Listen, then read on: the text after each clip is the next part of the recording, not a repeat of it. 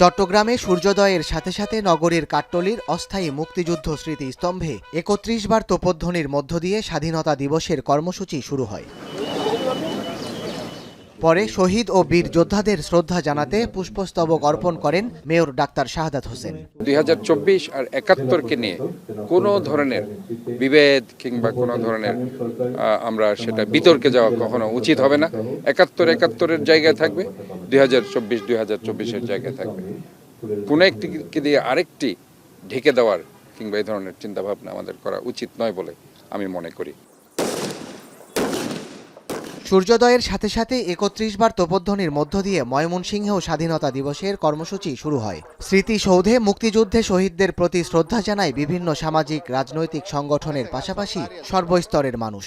24-এর যে অনুপ্রেরণা, সেখানে আমরা বাংলাদেশকে একটি শোষণমুক্ত দেশ হিসাবে দেখতে চাই, দারিদ্র্যমুক্ত দেশ, অভাবমুক্ত দেশ, পৃথিবীর বুকে একটি প্রগতিশীল জাতি হিসাবে আমরা প্রতিষ্ঠা করতে চাই। খুলনায় জাতীয় পতাকা উত্তোলনের মধ্য দিয়ে শুরু হয় মহান স্বাধীনতা দিবসের কর্মসূচি।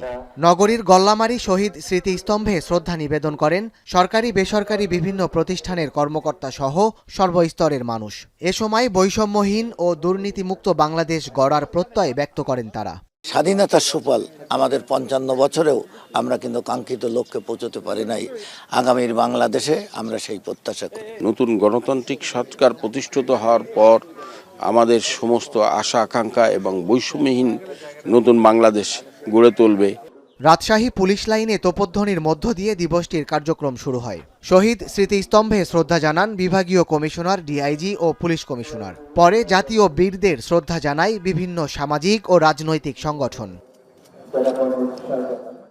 রংপুরে স্বাধীনতা দিবসে শ্রদ্ধা নিবেদন শেষে ফ্যাসিবাদের দোসরদের দেশবিরোধী ষড়যন্ত্র রুখে দেওয়ার প্রত্যয় ব্যক্ত করেন সবাই। এই পরিবর্তিত প্রেক্ষাপটে আজ আমাদের অঙ্গীকার হোক যে এই দেশে কোনো ভেদাভেদ থাকবে না, কোনো সংখ্যাগরিষ্ঠ সংখ্যালঘিষ্ঠ শব্দ থাকবে না। সবাইকে নিয়ে আমরা এই দেশকে সামনের দিকে এগিয়ে নিয়ে যেতে চাই।